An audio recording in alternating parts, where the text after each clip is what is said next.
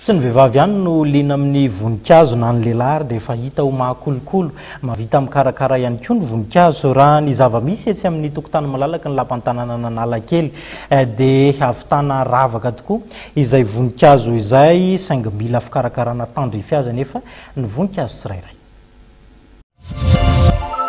Manodidina ny 2 alina ariary ka hatramin'ny 3 hetsy ariary ny voninkazo iray tsy Analakely. Trano efa maro tokoa mantsy no hita amin'ny tokotany malalaka ny lapan-tanàna Analakely. Maro tokoa moa ireo mpitsidika tonga eny an-toerana na lahy na vavy mijery ity fampiratiana voninkazo ity. Hatramin'ny vahiny ihany koa dia hita tonga eny an-toerana mankafy ny hakanton'ny voninkazo eto Madagasikara. Trano efa iray izay mampiranty karazana voninkazo fanaingoana zaridaina no mitondra fanazavana mikasika ny zavatra hita eny an-toerana. Aminay misy karazana voninkazo maro.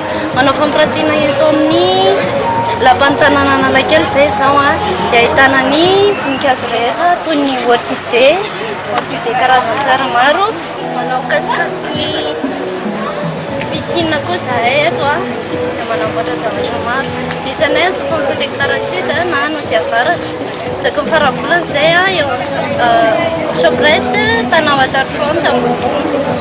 Tanao daholo ny karazana voninkazo maro maro ny malagasy ny liana aminy. Tsy voatery malagasy ihany nefa manjifa eto aminay fa na vazaha na izy daholo izany eto aminay. Maro karazana tokoa ny voninkazo eny an-toerana, samy manana ny fikarakarana azy manokana nefa izy ireny. Ao ireo mila rano matetika, ao ihany koa ireo tsy mahazaka rano mihitsy. Manome torohevitra amin'ny fikarakarana ireo voninkazo ireny ihany koa moa ireo manana traikefa amin'izany eny an-toerana.